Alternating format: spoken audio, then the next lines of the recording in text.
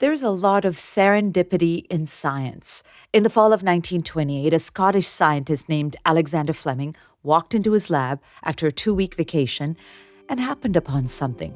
Well, kind of gross. To be fair, it was a bacteriology lab, so icky things weren't unexpected. But there, in the middle of a petri dish, was a big glob of mold. What Fleming realized was that the mold was actually wiping out the bacteria that surrounded it. His discovery led to the development of penicillin and laid the foundation for the antibiotics we still use today. Experts say penicillin has saved at least 200 million lives, and that's just counting humans. But as bacteria evolve, the tools we use to wipe them out are no longer as effective. The specter of having an individual that has an infection that we can't treat because it's resistant to all the antibiotics, that does happen. And the concern is you get back into the pre-antibiotic era where you have a routine infection and you die from it.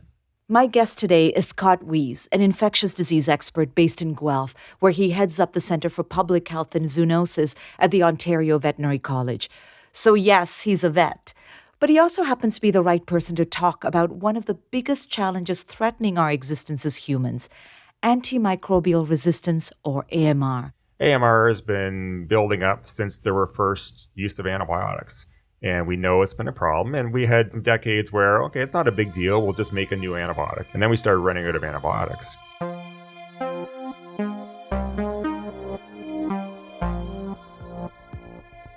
Scott has been recognized by the UN as a global leader on this subject.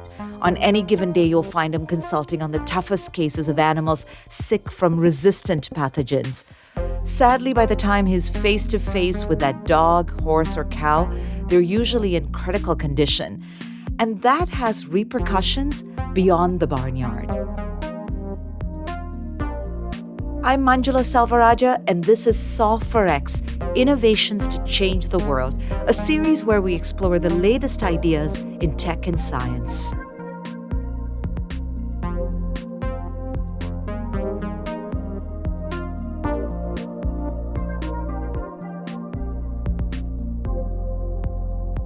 To fully grasp how and why AMR has become such an urgent problem, we need to zero in on what's causing it in the first place.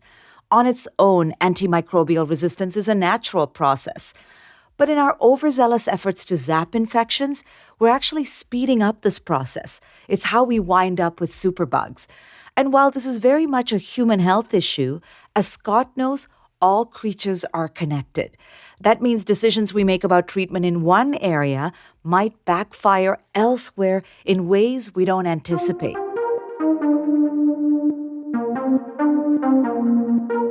Now, one of the things that we're kind of talking about here, we're getting to talking about here, is this idea of drug-resistant pathogens and the fear that, or perhaps it already happens now, drug-resistant pathogens getting out of control.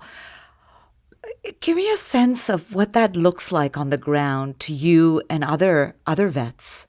It's already happening. And the specter of having an individual that has an infection that we can't treat because it's resistant to all the antibiotics, that does happen.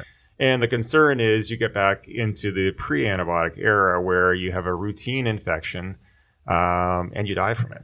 Pre-antibiotics, mortality rates around women giving birth were quite high. Young children, death rates were really high. Even little things like you get a wound. Like if we didn't have antibiotics, we wouldn't have healthcare the way we have it, right? It's one of the miracles of the modern world, for sure. Yeah.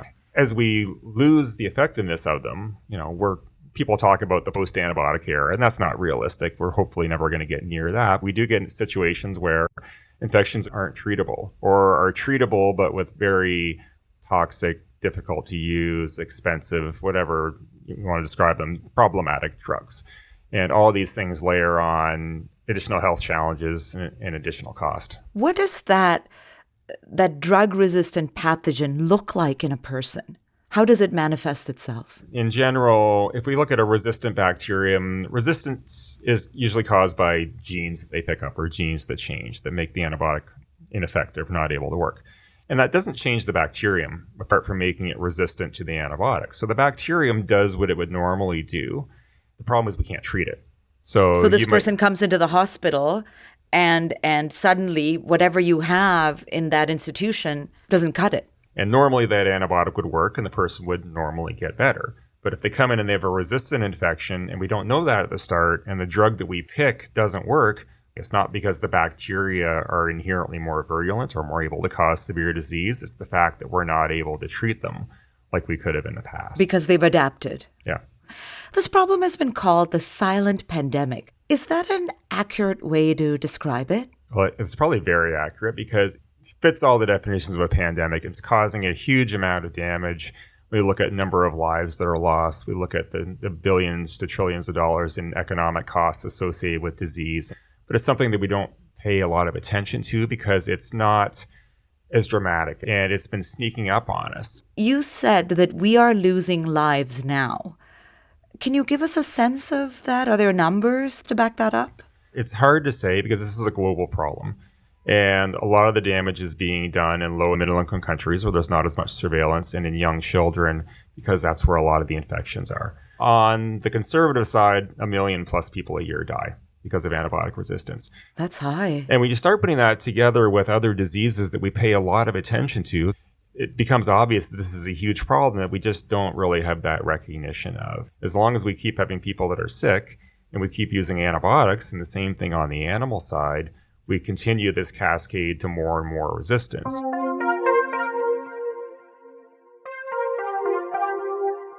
I want to talk about this quote from the Director General of the World Health Organization that caught my eye. I want to read it out to you. He says, "The irony of AMR is that the irony of AMR is that it's driven by the inappropriate use of antimicrobials, and yet a large number of people also die because they can't access these medicines at all." What goes through your mind when you hear that? One of the things I would say is it's not even just inappropriate use, it's just use. Like whenever we use an antibiotic, we create some degree of resistance. So it also highlights what one of the big things that we need to do to address antibiotic resistance is to address health. Because if I don't get a bacterial infection, I don't need an antibiotic. It doesn't matter if it's here or available in my country or whether I have access to a physician. If I don't have an infection, none of that matters. So we focus on antibiotic use and we focus on appropriateness of use, which is really important, obviously. But that's trying to address it too late. In one way, we actually need to have more antibiotic use across the world. And that's hard for people to understand. And in some ways, we need less. So in some countries, you need better access to antibiotics. You need access to high quality drugs, but you need access to healthcare providers as opposed to just going to the pharmacy saying, I've got this problem. What do you have in here that might work? I can afford 2 days, so I'm going to get 2 days of drug. And that's a reality in some areas. There was something interesting that you said that I want to bring up. It's this idea that we actually need to focus on health and prevention before you get to the point where you require a prescription of some sort. Is that concept of preventative health, is that applicable to how we treat animals as well? Oh, absolutely, and even more so, probably. What would that look like? One of the biggest things we could do internationally to reduce antibiotic use in animals and food animals would be build better barns, make sure that all farmers everywhere have access to a veterinarian one way or the other, improve education, improve access to vaccines. We're much better off spending our money and our effort on prevention so that we have to spend less on treatment because there are fewer individuals that need to be treated. So it's exactly the same basic concept between humans and animals. It's just applied a little bit differently between food animals and companion animals and humans. There are different nuances in those areas. How could building better barns help? For the most part, we raise livestock in such tight quarters that one sick animal can lead to an outbreak. To avoid that risk, farmers will often treat animals even if they aren't sick. This is becoming a bigger and bigger problem as we eat more meat and we raise more animals in less space to meet that demand.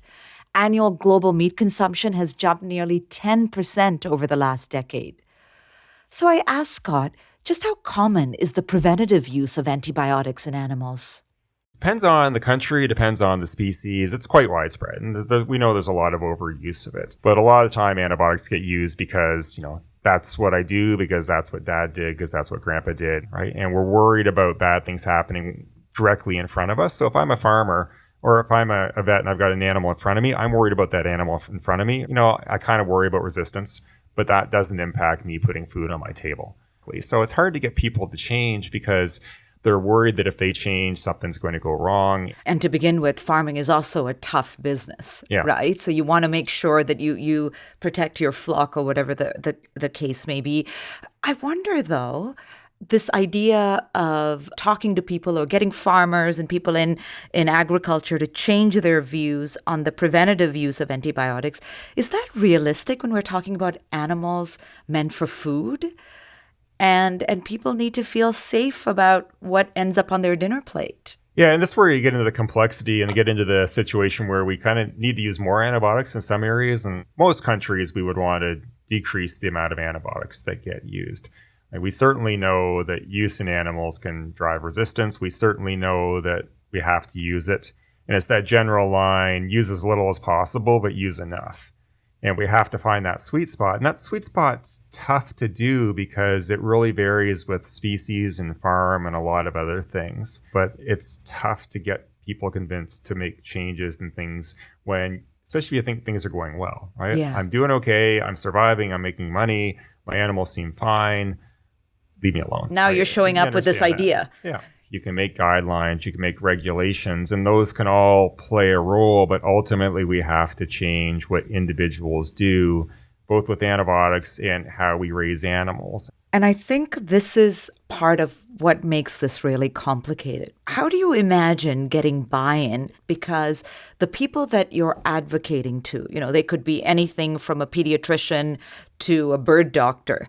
Yeah, and that's a challenge, right? Because, if I'm dealing with a case, that animal in front of me, that's a big thing. The owners that are there with that animal, whether it's their farm and they're worried about their livelihood, or it's their dog, which is a family member, and they're worried that it's sick. That's why we default to being more aggressive with antibiotics. And you understand why, right? Because ultimately, we talk about this as a population problem, but the people that are dealing with it are dealing with that individual. What you're talking about then is trying to get involved in that relationship. A vet that meets with a farmer or a doctor that is, seeing the parents of a kid with that ear infection, making sure that they understand the impact of this. Do you think you can move the dial with medical professionals? Yeah, and we know we are. It's a slow process, and you have to think about how we deliver it. You can't just come in and say, do this. So we have to kind of address what drives decisions. Is it risk aversion? Is it fear? Is it lack of understanding? Is it lack of confidence? And we can address these in different areas, but we can't just say, you should use less. And targeting an amount of antibiotic reduction is a challenge. And that's been a big barrier internationally, saying, okay, we should drop antibiotic use in animals by 30 to 50%, which maybe makes sense in some degree in some situations, but population's growing. Populations are getting wealthier in some countries. There's the more demand for food. There's more demand for meat. Is increasing antibiotic a little bit, if we're doing it better, a bad thing? And maybe not. So looking at appropriateness of use. So when we use an antibiotic, are we using it right? Scott's talking about changing human behavior on a global scale. That's a monumental task under any circumstances. And it's made even more challenging here because of the paradoxes inherent in AMR. It's a threat to our health that's been exacerbated by the very medications we use to treat it. It's an issue of overprescription that has disproportionately harmed individuals who lack adequate access. As Scott says, there's no blanket solution, no cut and dry recommendation. So how do we fix this? How do we encourage appropriate use? Could tech play a role here? One of the things that we don't do very well is monitor interventions.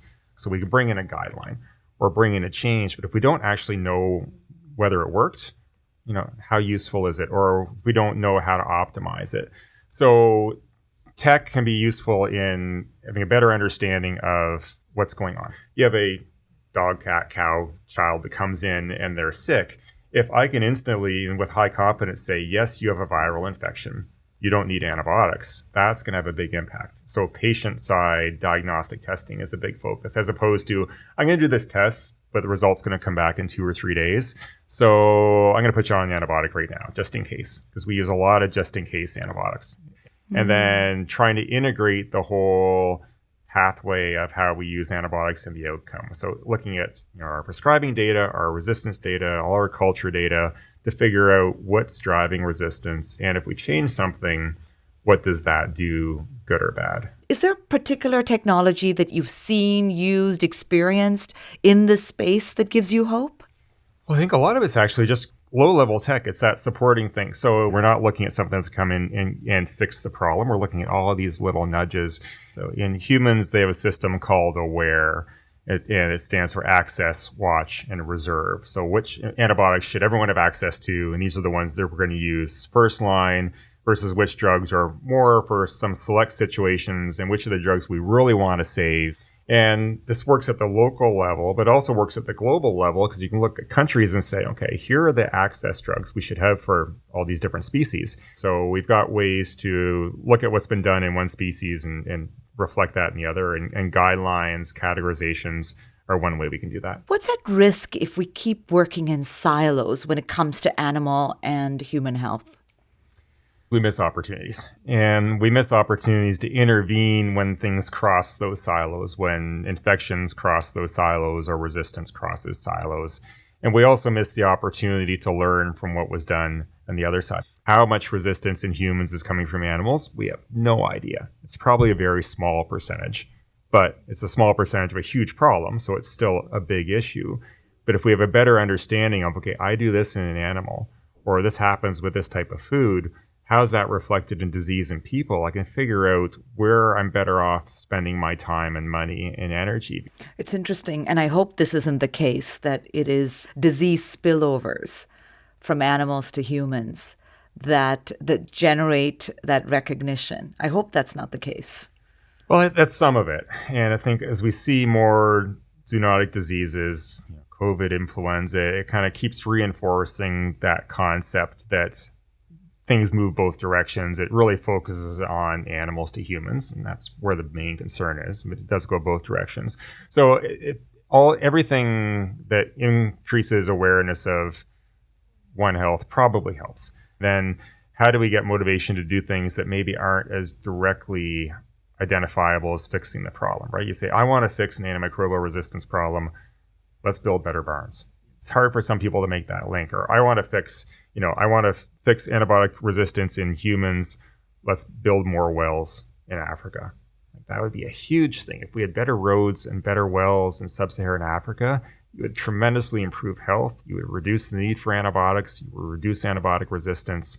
It would be a big thing, but we're often focused on flashier things. So putting money into basics to improve health, to improve infrastructure, it's sometimes harder to get money for that than it is for this new tech or new toy. We think about changing things through progress, and progress is often something new or technology. And progress isn't wash your hands, drink clean water, raise your animals better, have better ventilation. And it's sometimes hard to get motivation for those basic things. We want to throw a lot of money at new drugs, which are important. But on the animal side, I actually don't want new drugs. I want to make sure I don't need new drugs, so that any new antibiotic that gets made can be dedicated to people. I want to be able to conserve what we have right now, because basically everything we use in animals is the same drugs as are used in humans. And we want to make sure we don't start pilfering some of those other drugs that are really important. This is such an important point, that to a certain degree, it's some of those old ways of doing things that actually prevent you getting to the point where you need to be prescribing or taking antibiotics. That's actually fascinating. Okay. Can I have a couple of minutes of your time to do a rapid fire with you? I will make it fun, I promise. Yep. Okay, here we go. If you could go back in time and change one thing to prevent AMR, what would it be? Oh, good question. I have no idea. I could look back and look at things that I taught even not too long ago, that where I would teach differently now, because we know more now and we have more confidence now and we have more motivation because we know the issues. What I think we maybe could have pushed for more aggressive approaches to antibiotic stewardship. I could have done that earlier in my career, but it really wasn't on the radar. And I don't think we had the kind of backing to be able to say we should do these things. But I think that would be one. What animal makes for the worst patient? So you can bring that at so many different levels. There are certain species of dogs that are notoriously good at going at your face. I've worked with elephants. Like which ones? Oh, some of the small dogs, Spitz dogs in particular, tend to really like their owner and really not like a lot of other people and really, really don't like vets. Some of them are sweet dogs. Some species just don't do what you want them to do. I've worked with everything from small reptiles that weigh, grams to elephants. And if the elephant doesn't want to do anything, the elephant's not doing something. So it's I don't think I would want a bad elephant patient. I feel like size matters here. So. Oh, yes. Yeah. Is it the end of the antibiotic era? No, I don't think we're near that. I don't think we'll get there. For individuals, they will have the end of the antibiotic era because there are still people, lesser degree animals, that will get an infection that's not treatable with antibiotics. Globally, are we going to be at the point where we can't use antibiotics because none of them work? That's a long, long way away. And, we're not making new drugs very effectively, but we can make some. So the short answer is? Short answer is no. I don't think we have the post-antibiotic era, but we definitely are beyond the time of Fleming when, he recognized there were problems when he discovered penicillin, but, we didn't recognize the scope. Are vets the bellwethers for the future of global public health? Do you think you guys are the ones who are going to identify the next major pandemic? I think we're a big part of it.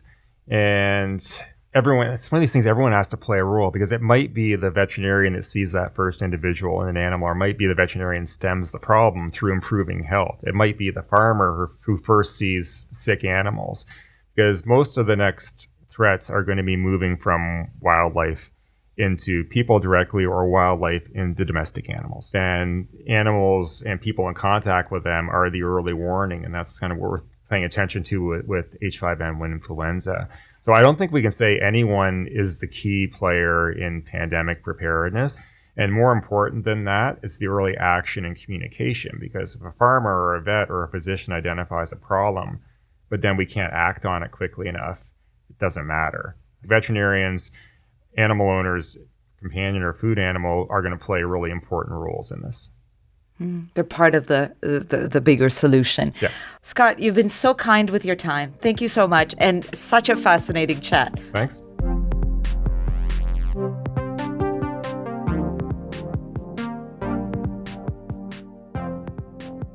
Saw for X is brought to you by Mars. This episode was produced by Ellen Payne-Smith and written by Sarah Liss. Lara Torvey and Senna McBool are the associate producers. Catherine Hayward is the executive producer. Max Swain composed the theme song and the music in this episode. Gab Harpel is our mix engineer. This episode features a clip from Dr. Tedros Adhanom Ghebreyesus at the November 2024 AMR conference in Jeddah, Saudi Arabia.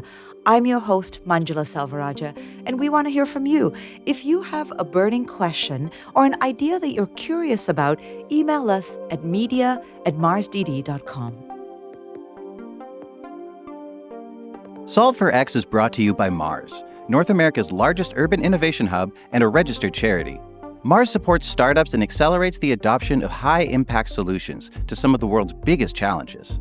For more information, visit marsdd.com.